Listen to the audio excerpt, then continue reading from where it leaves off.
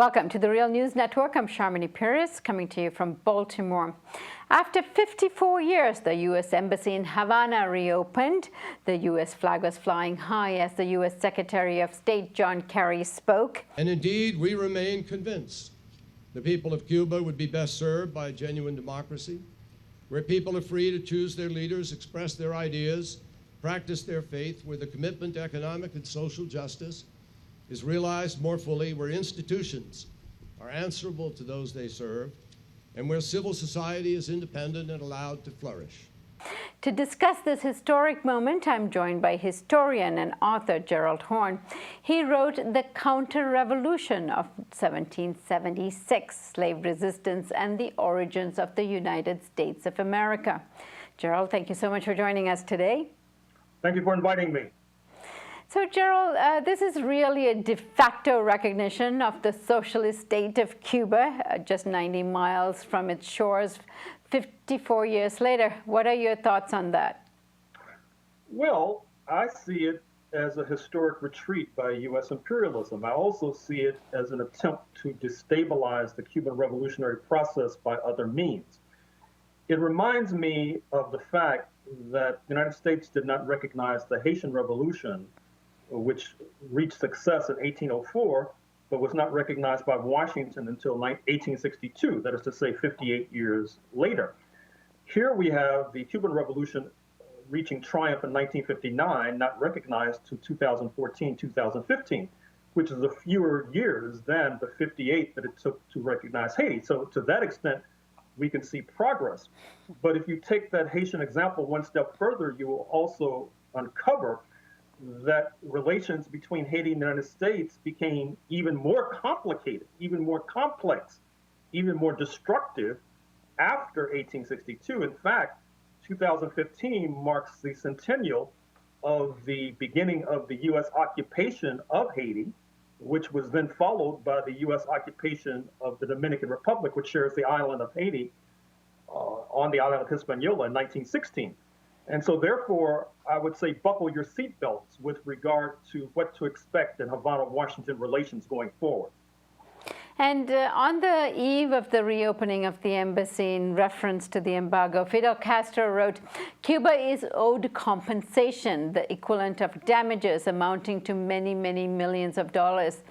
As our country has reported, irrefutably documented at the United Nations," he wrote, and he's of course referring to the embargo and the cost it has had over the last 54 years. Do you think this is a reasonable claim?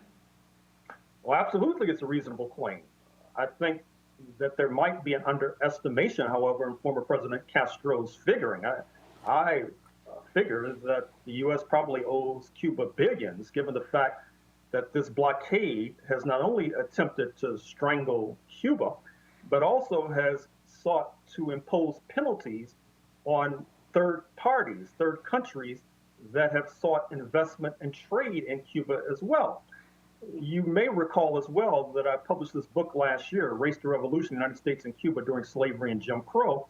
And in that book, I detail how after the U.S. takeover of the island from colonial Spain in 1898, that the United States sought to impose a very rigorous system of Jim Crow and apartheid on Cuba, which it's fair to say suffocated the life chances of African people, too numerous to mention.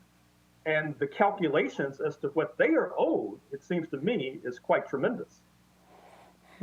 And do you think this kind of a claim will have, I read that the Cubans were taking this forth to an international body, international court. Do you think it'll have any life there?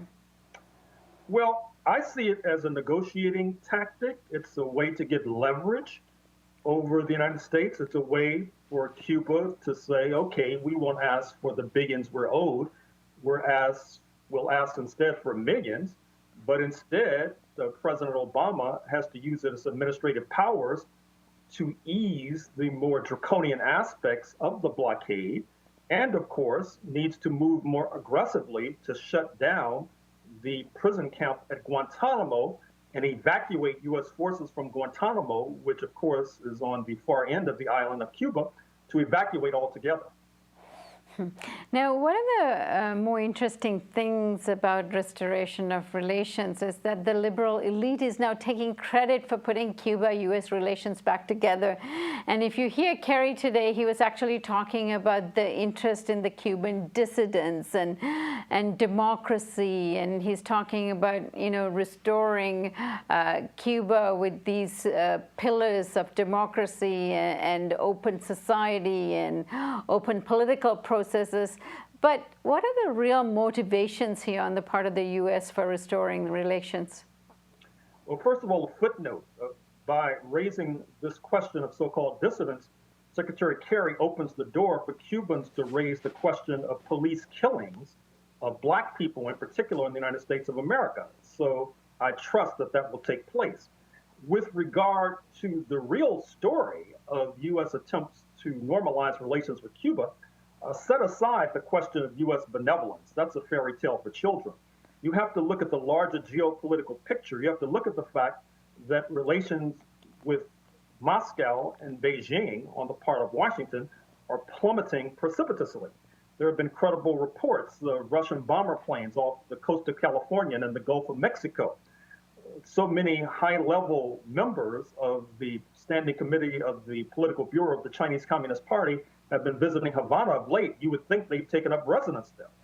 Washington feels that it's a national security priority to get things right with Cuba in light of the deteriorating relations with Moscow and Beijing, because we all recall the so-called Cuban Missile Crisis of October 1962, when the world came to the brink of nuclear destruction precisely because of a drop in relations between Moscow and Washington.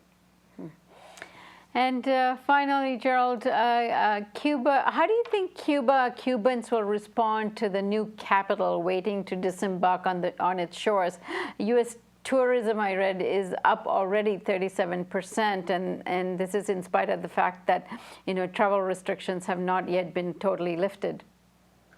Well, what concerns me is Cuba's neighbors. Keep in mind that before 1959, before the triumph of the revolution, Cuba was a tourist magnet for U.S. nationals. But after 1959, you saw the strengthening of tourism of U.S. nationals towards Montego Bay in Cuba, towards Nassau in the Bahamas, towards Barbados, towards other Caribbean islands. I'm very concerned that with this flood of U.S. tourists to Cuba, there will be a drop-off to these other islands, which could be quite damaging to their economy. With regard to this flood of tourists to Cuba, I'm prepared to say that since Cuba has been entertaining a flood of tourists from Canada, from Italy, from France, and from Britain, they're quite prepared and well prepared to confront whatever the United States has to prepare or to offer. Gerald Horne, as always, we are very privileged to have you as a pillar on the Real News Network. Thank you for joining us. Thank you for inviting me. And thank you for joining us on the Real News Network.